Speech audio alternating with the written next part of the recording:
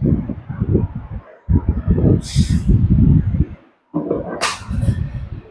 மக்களே, வணக்கம் வணக்கம். உங்கள் பொண்ணான கையால் என் சேனலை சப்ஸ்கிரைப் பண்ணிவிடுங்க. ஸோ பெல் பட்டன் ப்ரெஸ் பண்ணிவிடுங்க. உங்கள் ஹெல்ப்பு எனக்கு எப்போவும் தேவை. இப்போ என்ன நம்ம பார்க்க போகிறோன்னா, தமிழ்நாட்டில் நம்ம டிவிக்கு ஆட்சி, நம்ம விஜய் அண்ணா தான் சிஎம் ஆகிருக்காரு. ஸோ சட்டம் ஒழுங்கு சரி செய்யப்படும், உடனடியாக சரி செய்யப்படும்.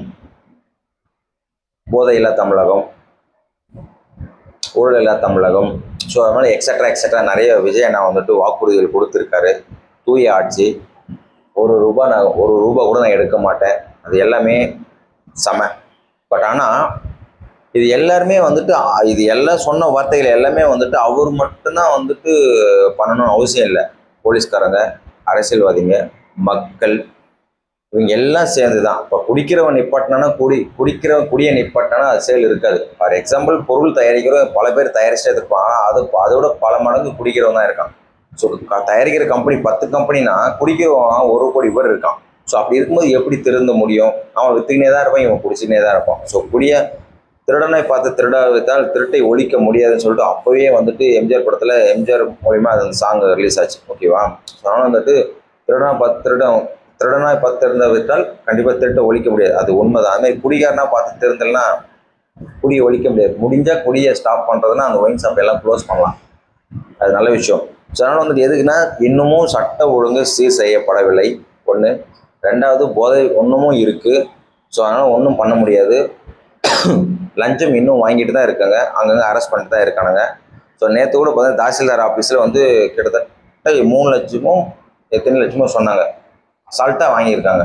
லஞ்சம் ஒழிக்கப்புறம் லஞ்சம் இல்லா தமிழகம்னு சொல்லிட்டு விஜய் என்ன சொன்னார். இது அவர் மட்டும்தான் நின்று செய்யணும்னு அவசியம் இல்லை. மக்கள் நினைக்கணும், அரசியல்வாதிகள் நினைக்கணும், ப்ளஸ் அதிகாரிகளே நினைக்கணும். இதெல்லாம் இருந்தால் தானே அவர் சொன்ன நல்ல ஆட்சி தொடரும். ஸோ இப்போ வந்துட்டு அவர் வந்துட்டு இப்போதைக்கு அரசியலில் பேஸ் மட்டும் தான் பண்ணிட்டு இருக்காரு. இப்போ தான் அமைச்சரவையே பூர்த்தி பண்ணியிருக்காங்க. அமைச்சரில் 35 அமைச்சர்கள் இப்போ தான் தேர்ந்தெடுக்கப்பட்டு துறை இலாக்காக்கள் ஒதுக்கப்பட்டிருக்கு. இதுக்கப்புறம் தான் அவங்க எல்லாமே ஸ்ப்ரெட் ஆகி இந்த 5 ஆண்டில் அவ்வளோ குதிரை வேகத்தில் பண்ண முடியும், பண்ணலாம். பட் தடுமாற்றம் இருக்கும், கண்டிப்பாக இல்லாமலாம் இருக்காது. இது மக்கள் திருதினா மட்டும்தான் முடியும். ஃபார் எக்ஸாம்பிள், நேற்று சென்னை தலைநகரத்திலே வந்துட்டு ராயபுரத்தில் வந்துட்டு ஒரு பிரச்சனை நடக்குது. ஸோ இந்த லவ் பிரச்சனை பெரிய பிரச்சனை இருக்குது. ஃபார் எக்ஸாம்பிள், இந்த லவ் பிரச்சனை ராயபுரம் மாவட்டம், நேற்று நியூஸ் பிரகாரம் அவுட்டரில் ஏதோ ஊர் பேர் சொல்லுவாங்க, சாரி மறந்துட்டேன், அந்த ஊர்லேயும் லவ் பிரச்சனை தான். ஸோ அங்கேயும் வெட்டுறான், இங்கேயும் குத்துறான். ரொம்ப ரொம்ப ஒஸ்ட் இல்லை? இதில் எங்கே இந்த சட்டம் ஒழுங்கு சீராக இருக்குது? ஒரு இடத்துலனா கடவுளில் பூந்து கருக்குன்னு வெட்டுறான். இன்னொருத்தர் என்னடானா ஒரு பாட்டி வீட்டில் போயிட்டு வாயை கட்டிட்டு வாயில் டேப் போட்டிட்டு எல்லாமே இருக்கிற நகை பணத்தை எல்லாம் கொள்ளடிச்சிட்டு போயிட்டான். ஸோ இன்னொருத்தர் வந்துட்டு கார் கண்ணாடி மேலே உரைச்சிட்டேன்னு சொல்லிட்டு அந்த கார் கண்ணாடி உடைக்கிறான். ஸோ இதெல்லாம் வந்து எங்கே சட்டம் ஒழுங்கு சீராக இருக்கும்? இந்த பக்கம் என்னன்னா, ராயபுரத்தில் ஆல்ரெடி சொன்ன வீடியோவில் தான் இன்றைக்கி தான் அவர் வந்துட்டு அந்த போலீஸ்காரனை வந்து இன்றைக்கி தான் சஸ்பெண்ட் பண்ணியிருக்காரு. சஸ்பெண்ட் இல்லை, டிஸ்மிஸ் பண்ணியிருக்கணும். அப்புறம் எங்கே சட்டம் ஒழுங்கு சீர் செய்யப்படும்? ஸோ ஒரு போலீஸ் ஸ்டேஷனுக்கு மக்கள் வராங்கன்னா ஒரு தீர்ப்பு கிடைக்கின்ற முறையில் தான் வராங்க. போலீஸ் ஸ்டேஷனை தாண்டி கோர்ட்டுக்கு போகுதுன்னா அது வந்து ரொம்ப டேஞ்சரான கேஸ் மட்டும் அப்படி போகும். போலீஸ் ஸ்டேஷன்லேயே முடிக்கிறதுக்கு பல கேஸ் இருக்குது, இவங்களே பேசி முடிக்கலாம். அதுக்கு தான் போலீஸ்காரை வந்து நேரடியாக உட்கார வச்சுருக்காங்க. இப்போ சிஎம்ஐ வந்து நேரடியாக பார்க்க முடியாது, நம்ம இன்ஸ்பெக்டர், சப் இன்ஸ்பெக்டர், கமிஷனரை நேரடியாக போய் பார்க்கலாம். மக்களை நேரடி தொடர்பில் இருப்பவர்கள் யாருன்னா காக்கி சட்டப்பட்ட போலீஸ்காரங்க மட்டும்தான், மற்றவங்களாம் கிடையாது. எம்எல்ஏ கூட வந்துட்டு வேணா வந்து பார்ப்பாரு, இல்லைன்னா சொகுசாக இருந்தாங்க. இது வரைக்கும் சொகுசாக தான் இருந்தாங்க எம்எல்ஏக்கெல்லாம். எவனும் வந்துட்டு ஓட்டு கேட்க மாட்டேன்னா ஐயா சாமியை ஓட்டு போடுங்க அப்படின்னு வெளில வருவான். அதுக்கப்புறம் உள்ளே போய் பூந்துட்டானா அவ்வளோதான், ஏசியில் சொகுசாக இருப்பான். அந்த நாய்களெல்லாம் தூக்கி போட்டு தான் வந்து இவங்களாம் வெறுத்துட்டாங்க மக்கள். நீங்கள் சொகுசாகவே உள்ளே ரெஸ்ட் எடுங்கிறான்னு சொல்லிட்டு தான் புதிய எம்எல்ஏக்கள் வந்து மக்கள் கொண்டு வந்திருக்காங்க. எல்லாமே இளைஞர் பட்டாளம் தான். விஜயன் ஆட்சியில் வந்து இளைஞர் பட்டாளம் தான். இந்த இளைஞர் பட்டாளம் சேர்ந்து இனிமேல் வந்து எல்லாரையும் பட்டை தீட்ட போகிறாங்க. அது வேற விஷயம். அது வந்துட்டு கொஞ்சம் கொஞ்சமாக தான் பட்டை தீட்ட முடியும். ஒரு கல் எடுத்தது சிலையாயிடாது, ஒரு தங்கம் எடுத்தது உருவம் வந்துடாது. ஸோ ஒரு கம்மல் ஆகிடுது, மூக்குத்தி ஆகிடுது, ஒரு செயின் ஆகிடுது. அது பட்டை தீட்ட தான் எல்லாமே ரெடி ஆகும். ஸோ அந்த மாதிரி தான் விஜயண்ணாவும் சட்ட திருத்தங்கள் செய்யப்படுகிறது. ஸோ அது வந்து சட்ட ஒழுங்கு சீர் செய்யப்படும். போதையில்லா தமிழகம், லஞ்சம் இல்லா தமிழகம், 1 ரூபா நான் திருட மாட்டேன் சொன்னார். அது எல்லாமே கொஞ்சம் கொஞ்சமாக தான் பட்டை தீட்டிட்டு இருக்காரு. ஆனாலும் அதுக்கு மக்கள் ஒத்துழைப்பு இருக்கணும், அரசாங்கம் ஒத்துழைப்பு இருக்கணும், அரசு அதிகாரிகள் ஒத்துழைப்பு இருக்கணும், குறிப்பாக போலீஸ்காரங்க ஒத்துழைப்பு இருக்கணும், குறிப்பாக எம்எல்ஏக்கள், அமைச்சர்கள் ஒத்துழைப்பு இருந்தால் மட்டும்தான் அண்ணன் சொன்ன ஆட்சியை கொண்டு வர முடியும், இல்லைன்னா முடியாது. இதுதான் உண்மை. நான் சொல்லுவாங்களே நிதர்சனமான இதுதான் உண்மை. ஸோ அதனால் வந்துட்டு என்னன்னா, அந்த ராயபுரத்தில் ஒரு பிரச்சனை நடக்குது, ஒரு லவ் பிரச்சனை. ஸோ அவன் லவ் பண்ணி ஏமாத்திருக்கான். ஸோ அந்த கல்யாணத்தை நிறுத்துங்க அப்படின்னு சொல்லியிருக்கேன். கல்யாணம் நிப்பாட்டிட்டாங்க. பட் அந்த அத்தை வந்து சுமூகமாக பேசி தீர்த்துக்க வேண்டிய மேட்ரை போராட்டன்ற பேரில் வந்த பொண்ணு அம்மை அந்த சமூக ஆர்வலர் அவங்கள திட்டி அவங்கள அடித்து அவர் அமிச்சார் இன்ஸ்பெக்டர். ஸோ மாடு மேய் நிற்கிறார் பைத்தியம். ஸோ இந்த பக்கம் போனால் எம்எல்ஏவை கூப்பிட்டு வந்துட்டாங்க. எம்எல்ஏவுக்கும் அவர் மரியாதை கொடுக்கல. ஸோ ரெண்டு பேருமே உட்காந்து பேசியிருக்கலாம். இந்த பக்கம் அரசு அதிகாரி, இந்த பக்கம் அரசு அதிகாரி தான். இந்த பக்கம் எம்எல்ஏ மக்களால் தேர்ந்தெடுக்கப்பட்டவர், இவர் கவர்மெண்டால் தேர்ந்தெடுக்கப்பட்ட போலீஸ் அதிகாரி. ரெண்டு பேருமே அந்த இடத்துல உட்காந்து பொறுமையாக பேசுவாங்க. ஷூட்டிங்னா கூட படம்னா கூட ரெண்டு பேரும் உட்காந்து பேசி தான் அதுக்கப்புறம் வந்து ஃபைட் நடக்கும். ஸோ இங்கே எல்லாமே ஸ்ட்ரெயிட்டாகவே மோதிக்கினாங்க. அந்த இடத்துல வந்து ஒரு எம்எல்ஏவும் தெரியல, ஒரு இன்ஸ்பெக்டரும் தெரியல. அது வந்து ஒரு மோதலாக தான் இருந்தது. இந்த பக்கம் எம்எல்ஏ என்ன சொல்கிறாரு, நீ பணம் வாங்கிட்டு தான் வேலை பார்க்குற அப்படின்ற. ஸோ பணம் வாங்குவது தான் எம்எல்ஏ வந்து இங்கே சொல்கிறார். அப்போ போலீஸ்கார் பணம் வாங்கியிருக்காரு. இல்லைனா ஒரு பப்ளிக் எம்எல்ஏ, இது வந்து ரீல் கிடையாது, ரியல். ஒரு பப்ளிக் எம்எல்ஏ புதுசாக தேர்ந்தெடுக்கப்பட்டிருக்காரு. மக்களுக்கு நான் குரல் கொடுப்பேன்.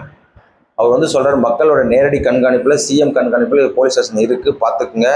என்ன பண்ணுவோம் அப்படின்னு கேட்குறாரு. நான் என்ன பண்ண போறேன்னு போலீஸ் சொல்கிறாரு. ஸோ சிஎம் சொன்னப்போ கொஞ்சம் பயந்த ஜர்க்கானாரு. ஆனாலும் வந்துட்டு நான் என்ன லைவாக வீடியோ போயிட்டுருக்கு, கேமரா இருக்குது, சேனல் இருக்குது. பட் போலீஸ்காருக்கு பயமே இல்லை. அவர் வார்டு இஷ்டத்துக்கு பேசுகிறார். எந்த பக்கம் எம்எல்ஏக்கும் பயமே இல்லை. அவர் இஷ்டத்துக்கு மோதிக்கிறாங்க ரெண்டு பேரும். ஸோ இவங்க ரெண்டு பேரும் சண்டை போடுறதுக்காக விஜயன் ஆட்சி பண்ணுறாரு. ஸோ அந்த இடத்துல மக்களுக்கான தீர்ப்பு போலீஸ் வழங்கலை. இவர் மக்களுக்காக தீர்ப்பு கேட்க போனார். அங்கே நியாயம் கிடைக்கல.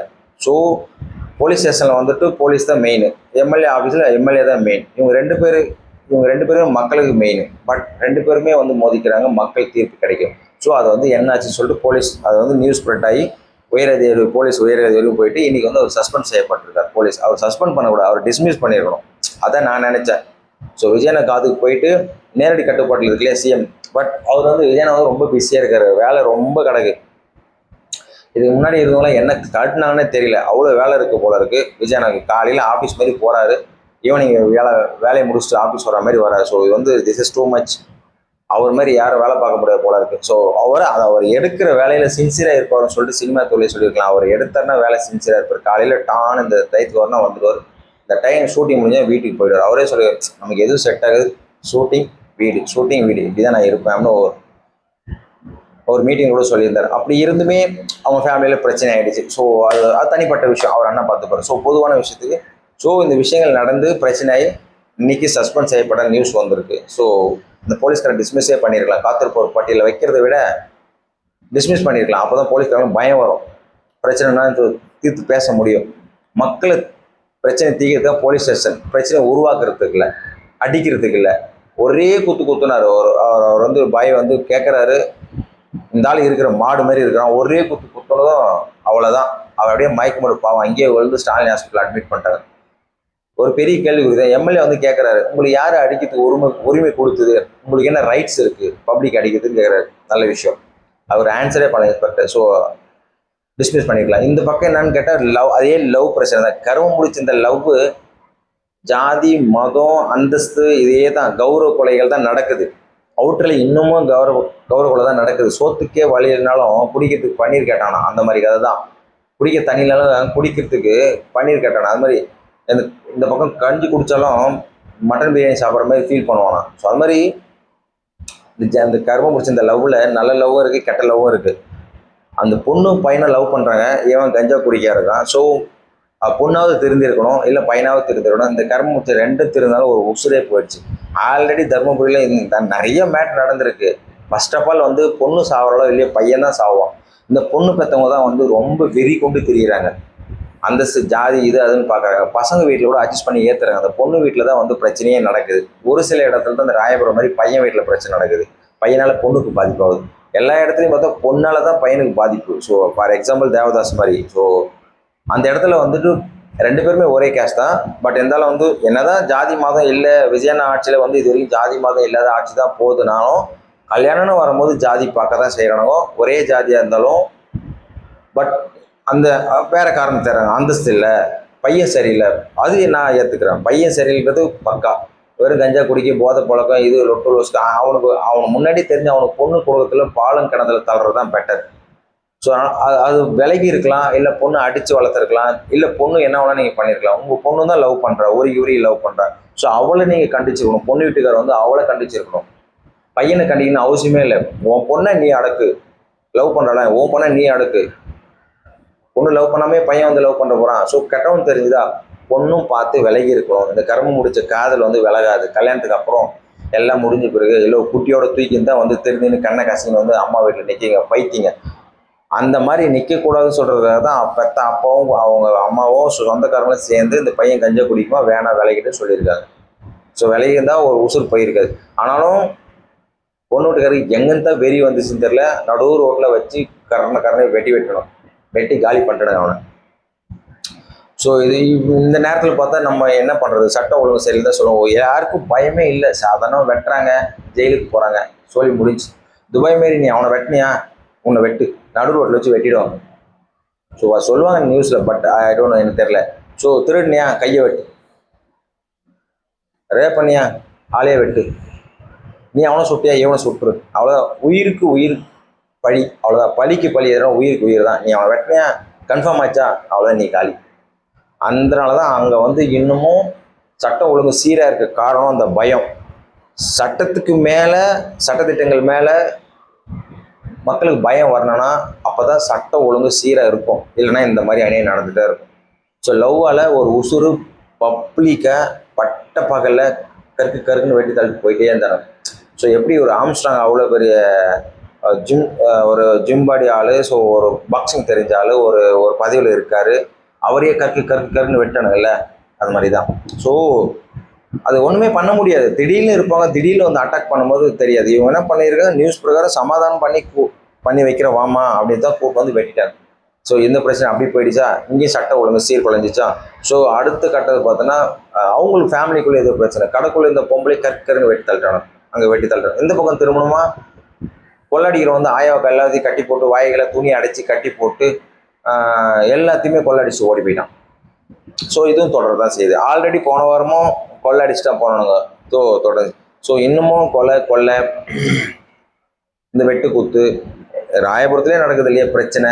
ஸோ இந்த பொண்ணு பிரச்சனை, சட்டம் ஒழுங்கு இன்னமும் சீர்பட்டு வரலை, இன்னமும் போதை பழக்கம். ஸோ ஃபார் எக்ஸாம்பிள் நேற்று வீடியோ சொன்ன மாதிரி கார் மேலே லைட்டாக தான் உரைச்சிருக்காங்க யாரோ போகிறவங்க. ஸோ அந்த பசங்க கஞ்சா குடிக்கும் வந்து அந்த போதையில் இருந்தவங்க வந்துட்டு அந்த கார் கண்ணாடிலாம் எல்லாம் அடித்து உடச்சி அந்த காரையை நாசம் பண்ணிட்டு ஓடியே போயிட்டானுங்க 3 பேரும். சர்றம் வண்டி எடுத்துன்னு ஓடணும். அந்த நாய் போதையில் இருக்குது நல்லாவே தெரியுது, புளிங்கும். ஸோ அதனால் வந்துட்டு எதுவுமே பண்ண முடியாது. சட்டம் ஒழுங்கு சரி செய்கிறதுனா சட்டங்கள் கடுமையான சட்டம் இருந்தால் மட்டும், தண்டனைகள் கடுமையாக இருந்தால் மட்டும்தான் இந்த வந்து விஜய் என்ன சொன்னது வந்து சரிப்பட்டு வரும். ஸோ இது எப்படி முடிய போகுதுன்னு தெரியல, பொறுத்திருந்து பார்ப்போம். இதுக்கு வந்து அரசாங்கம் குதிரை வேகத்தில் செயல்படணும். ஸோ சட்டம் ஒழுங்கு சீராக இருக்கணும். போதையில்லா தமிழகம், ஊழலில்லா தமிழகம், லஞ்சம் இல்லாத லஞ்சம் சொல்லும் போது ஞாபகம் வருது. ப்ளஸ் நேற்று தாசில்தார் ஆஃபீஸில் 3 லட்ச ரூபா லெவலுக்கு லஞ்சம் வாங்கியிருக்காரு, கையங்களும் பிடிச்சி. அதுக்கப்புறமா இன்கம் டேக்ஸ் இடி, அதுக்கப்புறம் அங்கே ரெய்டு போயிருக்காங்க, ரெய்டு ஆஃபீஸர்.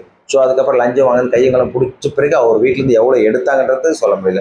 ஸோ கவர்மெண்ட் அதிகாரிகள் லஞ்சம் வாங்காமல் இருந்தால் தான் லஞ்சம் ஒழிக்க முடியும். அவங்களே இவ்வளோ பத்திரப்பதிவு துறையில் இவ்வளோ தாசில்தார் ஆஃபீஸ் வாங்கினா எப்படி தாசில்தார் வாங்கியிருக்காரு, போஸ்டிங் கொடுத்து சம்பளம் கூட மட்டும் வாங்கினா எந்த தாசில்தார் மட்டும் இல்லை, பல பேர் அப்படி தான் இருக்கானுங்க. எல்லாமே செழிப்பாக இருக்கானுங்க. ஸ்டாலின் ஆட்சி ஆகட்டும், எடப்பாடி ஆகட்டும், ஜெயலலிதா ஆட்சி ஆகட்டும், கலைஞர் ஆட்சி ஆகட்டும், யாருமே அப்படியே பின்னோக்கி போனால் எல்லாமே செழிப்பாக இருந்தாங்க. கேட்டால் கவர்மெண்ட்டே கொள்ளடிச்சிருக்காங்க, அதனால் செழிப்பாக இருந்தாங்க. ஃபார் எக்ஸாம்பிள் நேற்று வந்துட்டு இபி டிரான்ஸ்ஃபார்ம் வாங்குறதுல வந்து ஊழல் பண்ணியிருக்காங்க. ஸோ 8 லட்ச ரூபாய்க்கு 13 லட்ச ரூபாய் கோட் பண்ணியிருக்காங்க. ஸோ டெண்டர் அது கண்டுபிடிச்சா அந்த அதிகாரி வந்து தூக்கி உள்ள வச்சுருக்காங்க, நிர்மல்குமார் வந்து கண்டுபிடிச்சிருக்காரு. ஸோ இது மாதிரி வந்து பல ஊழல்கள் எல்லாம் நோனன்னு வச்சுக்கலாம். அதை சரி பண்ணுறது இந்த 5 வருஷம் போயிடும் விஜயநாத். ஸோ 8 லட்ச ரூபாய் டிரான்ஸ்ஃபார்ம் 13 லட்சம் போடுறான், 5 லட்சம் எக்ஸ்ட்ரா போடுது. அந்த மாதிரி எல்லாத்துலேயும் ஊழல் தான். அந்த 5 லட்சம் யாராவது பிரிச்சுப்பாங்கன்றது தெரியாது. எல்லோரும் கொஞ்சம் சாப்பிட்டு ஜாலியாக போட்டு போவாங்க. ஸோ அதனால் வந்துட்டு அந்த மாதிரி எல்லாத்துலையும் சேர்த்து ஃபார் எக்ஸாம்பிள் டெல்லியிலேயே ஏதோ சம்திங் ஜட்ஜி, ஹைகோர்ட், சுப்ரீம் கோர்ட் ஜட்ஜி, அவரோட வீட்டில் உயர்நீதிமன்ற உச்சநீதிமன்ற ஒரு ஜட்ஜி, அவர் வீட்லேயே கட்டாக பணம் இருந்துச்சு. கரெக்டாக ரைடு வராங்கன்னு தெரிஞ்சு மொத்தத்தையும் கொளுத்தி போட்டார். கொளுத்தி போட்டால் உடனே சாம்பல் ஆகிடுமா, பாதியில் நின்று போச்சு. ஸோ அவரை தூக்கி உள்ள வச்சாங்க. ஸோ அந்த மாதிரி லஞ்சம்ன்றது வேர்ல்டு ஃபுல்லாக இல்லை, இந்தியா ஃபுல்லாகவே இருக்குது. ஊழல்ன்றது. அதை அழிக்கிறதுக்கு மக்களாக தெரிந்தால் மட்டும்தான் முடியும். மக்களுக்கு தேவை வேலை நடக்கணும், அவங்களுக்கு தேவை பணம் வேணும். ஸோ இப்படியே தான் கண்டினியூ ஆகும். ஸோ மக்களுக்கு தேவையான வேலை, கவர்மெண்ட் ஆஃபீஸ் போகிறோம், அந்த வேலை நடந்துச்சுன்னா டக்குன்னு யாரும் லஞ்சம் தரமாட்டாங்க. ஸோ அந்த நிலைமையை கவர்மெண்ட் அதிகாரிகள் நம்ம நம்ம டிவிக்கு அரசு கொண்டு வரணும். மக்கள் தேவை என்னவோ அதை பூர்த்தி செய்யுங்க. அவங்க பணம் கொடுத்தாலும் வாங்கக்கூட கேட்கக்கூட சட்டப்பூர்வமாக கொண்டு வரும். வேலையை விட்டு தூக்கிடுவேன், தண்டனை கொடுக்கப்படனா சட்ட கடுமையாக இருந்தால் மட்டும்தான் இவங்க எல்லாம் பயப்படுவாங்க. ஸோ மக்களை என்ன சொல்ல வரேன்னா, சட்டம் ஒழுங்கு சரியில்லை அப்படின்றது சொல்லக்கூடாதுன்னா, சட்டம் சரியாக இருக்கணும், அதை நடைமுறைப்படுத்துகிற அரசாங்கம் சரியாக இருக்கணும், மக்களும் சரியாக இருக்கணும், போலீஸ்காரெல்லாம் சரியாக இருக்கணும், அரசு ஊழியர்களும் சரியாக இருக்கணும், அதிகாரிகளும் சரியாக இருந்தால் மட்டும்தான் இது சாத்தியப்படும். விஜய் அண்ணா சொன்ன மாதிரி அங்கங்கே வெட்டி குத்தி கொலை பண்ணிக்கிறாங்க, லவ் பண்ணிக்கிறாங்க, பிரச்சனை பண்ணிக்கிறாங்க. பொதுவான வாழ்க்கையில் அவங்கவுங்க பிரச்சனையில் அடித்து கொண்டுக்கிறாங்கன்னா அது அரசாங்கம் பொறுப்பாகாது. எல்லாத்தையுமே அரசாங்கம் பார்த்துட்டு இருக்க முடியாது, மக்களும் பார்த்து நடந்துக்கணும். ஸோ விஜய் அண்ணா எதிர்பார்த்த அந்த அமைதியான அரசாங்கம், ஊழல் அரசாங்கம் நடைமுறை வர்றது ரொம்ப கஷ்டம், ரொம்ப காலங்கள் தேவைப்படும். பொறுத்திருந்து பார்ப்போம். நல்ல ஆட்சி தொடரட்டும், விஜய் அண்ணா ஆட்சி தொடரட்டும் மக்கள் சப்போர்ட்டோட.